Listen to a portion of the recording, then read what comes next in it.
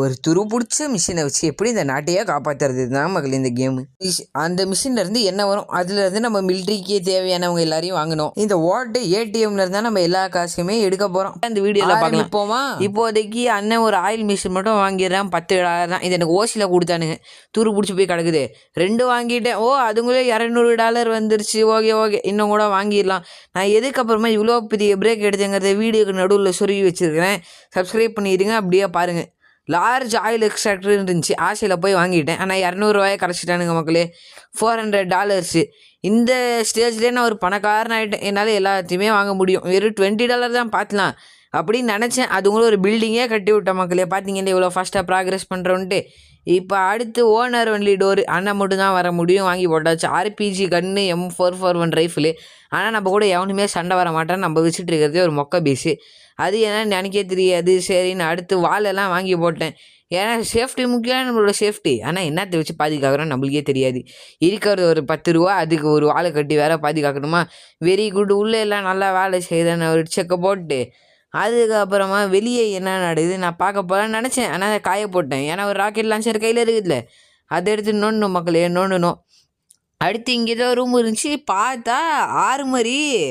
Okay வாங்கி போடு. Weapon stand, ஆர்மரி, AK-47 எல்லாத்தையும் வாங்கி போட்டு இப்படியாக நான் வந்துட்டேன்.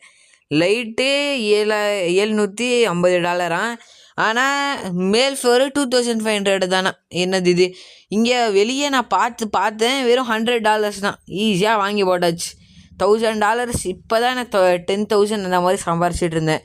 இந்த மெகா ஆயில் எக்ஸ்ட்ராக்டர் தான் மக்களே ரொம்பவே ஹெல்ப் பண்ணுது எனக்கு. ஏன்னா இதுதான் ஒரு செகண்டுக்கு $100s ஜென்ரேட் பண்ணி கொடுத்துட்டு இருக்குது. ஓகே அண்ணன் டாலரில் தான் பேசுவேன். என்னடா டாலர்லேயே தான் பேசுவேன்னு கேட்காதீங்க, அப்படி தான் பேசுவேன். அடுத்து ஆயில் எக்ஸ்ட்ராக்டரையும் வாங்கி போட்ட மக்களே. ஆஃபீஸுக்கு முன்னாடியே ஒரு 4 ஆயில் எக்ஸ்ட்ராக்டரு. அதுக்கப்புறமா இங்கே பார்த்தா $10,000 பெரிய வேட்டை வச்சுட்டானுங்க. சரி நான் $500 ஏதோ இருந்துச்சு, அதான் நம்மளோட ரேஞ்சுன்னு அதை நான் வாங்கி போட்டேன்.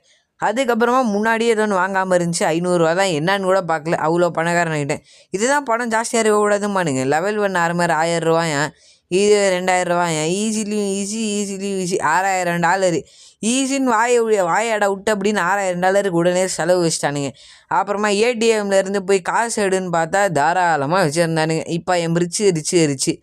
அடுத்து இது என்னடா இது, இன்வெஸ்ட்மெண்ட் பண்ணலாமேன்னு பார்த்தா $10,000 வாங்க முடியாதுன்னு சொன்னீங்க அப்படின்னு கேம் அடுத்து நானே போய்ட்டு யோசிச்சுட்டு இருந்தேன். அதுக்கு தான் வெட்டியாக சுற்றிட்டு இருந்தேன். நிறைய காசு வச்சுட்டு இருந்தாலே வெளியே கிடைக்கிற எல்லாத்தையும் வாங்கி போடுவேன். என்னன்னு கூட பார்க்கல, நான் பாட்டு வாங்கிட்டு இருந்தேன். பின்னாடி பார்த்தா ஒரு பில்டிங் வந்துருச்சு. சரி ஓகேண்ணா, அதை கண்டுக்கலாம் மக்களே. இதெல்லாம் 2 ரீபர்த்துன்னு போட்டிருக்கு. ரீபர்த்னால் என்னன்னே இப்போலாம் எனக்கு தெரியாது. ஒரு $64,000 ஏடிஎம்மில் இருந்துச்சு. அதை வாங்கிட்டு செகண்ட் ஃப்ளோரை ஃபுல்லாக போய் கட்டி விடுன்னு. இதான் மகளே நிறைய காசு இருக்கக்கூடாதும்பாங்க. இந்த கேமில் நான் இப்போதைக்கு ரிச்சான்னு சில பல பேர் இந்த கேம் விளாட்றவங்க இருந்தால் கீழே கமெண்ட் பண்ணி விடுங்க பாப்போம். சரி ஓகே, இப்போதைக்கு பாட்டிலு பிளான்னு இருந்துச்சு. அதெல்லாம் மிஷினு, அது காசு கேட்டானுங்க. சரி நம்ம தான் ரொம்ப ரிச்சாச்சு, அதுக்கு தான் கொடுக்க முடியாது அப்படின்னு சொல்லிட்டேன். ஆர்மரி அதுனா என்னன்னு கூட வாங்கல இப்போ வரைக்குமே. வாங்கிட்டு ஷீல்டு ஜென்ரேட்டர்னு ஏதோ இருந்துச்சு, நான் வாங்கி விட்டேன். அது ஏதோ பெரிய ப்ராக்ரெஸ் போல மக்களே. நான் கண்டுக்க கூட இல்லையே. இந்த கேமில் நான் எப்படி இவ்வளோ ஒரு பெரிய ப்ரோ பிளேயர் மாதிரி ப்ளே பண்ணுறேன்னு எனக்கே நம்ப முடியல. சரி ஓகே பரவாயில்ல. ரொம்ப பெருமை பேசினா அப்புறம் ஃப்யூச்சரில் ப்ரோ பிளேயர்ஸ்லாம் வந்து என்னை வச்சு செய்வீங்க. அதுக்கப்புறமா முன்னாடி எல்லா வேலையும் வாங்கி போட்டு பேஸ் வால் பிளான்ட்டுன்னு ஏதோ இருந்துச்சு, அதை வாங்கினேன். என்னன்னு கூட பார்க்கல. மேலே ஏதோ நான் சர்க்கிளாக ப்ளூ கலரில் புதுசாக வந்துருக்குது. இந்த ஷீல்டுனாலையா பேஸ்னாலேன்னு தெரில. எவனோ ஒருத்தன் பேஸ்குள்ளே வர பார்த்தேன் மக்களே. UMP AK-47 RPG எல்லாத்தையும் எடுத்து அடித்து ஓட விட்டேன். ராக்கெட் லான்ச்சர்லாம் போட்டு தலைவன் ஓடிட்டான். என்ன பயம். ஆஹா, நான் இப்போ எனக்கு வெறி வந்துருச்சே அப்படின்னு நானும் ஒரு ஏர் ட்ராப்புக்கு போகலான்னு பார்த்தேன். அதுக்கு தான் உடனே ஒரு வேர் ஹவுஸை வாங்கிட்டு வாங்கடா வண்டி அப்படின்னு 2 வண்டி உடனே வாங்கி போட்டேன் மக்களே. பார்த்தீங்களா, இங்கே இருக்க ப்ளூ கலரில் இருக்கதா 2 வண்டியும். இதுனா MR3 பக்கி. அந்த வண்டி பக்கியாக இல்லாமல் இருந்தால் சரி. இது ஒரு $1000, இது ஒரு $25,000. இவ்வளோ தான்.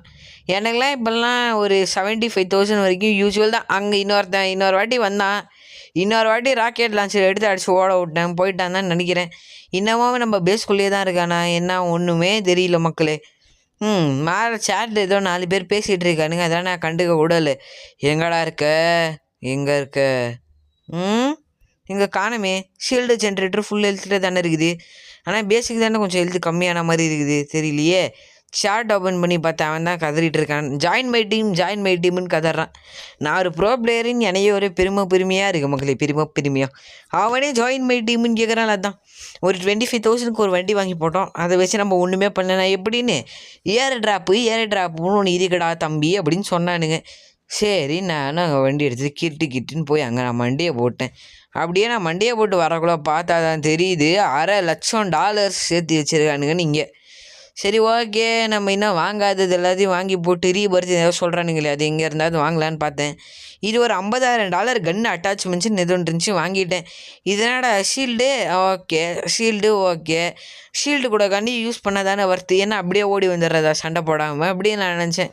இது ஆர்மர் வேறு, ஷீல்டு வேறு, யூனிஃபார்ம் வேறுன்னு தெரிஞ்சுக்கிறதுக்கே ரொம்ப நேரம் ஆயிடுச்சு மக்களே. லாஸ்ட் டைமே ஆர்மர் போடாமல் போய் ஆர்பிஜிலேயே அடி வாங்கி மாண்டியே போட்டேன். ஆனால் அங்கே யாருமே இல்லைன்னு வச்சுக்கோங்க, நானே தான் என்னையே சுட்டுக்கிட்டேன். ஏன்னா பேஸுக்கு ரிட்டர்ன் வரதுக்கு வழி தெரியல, பேஸுக்கு எப்படி ரிட்டர்ன் வருதுன்னு தெரியல. யாராவது ப்ரோ பிளேயர் இருந்தால் எப்படி ரீபர்த் பண்ணுறதுன்னு சொல்லுங்கள். இப்போதைக்கு இந்த வீடியோவில் அவ்வளோதான். Like, share and subscribe.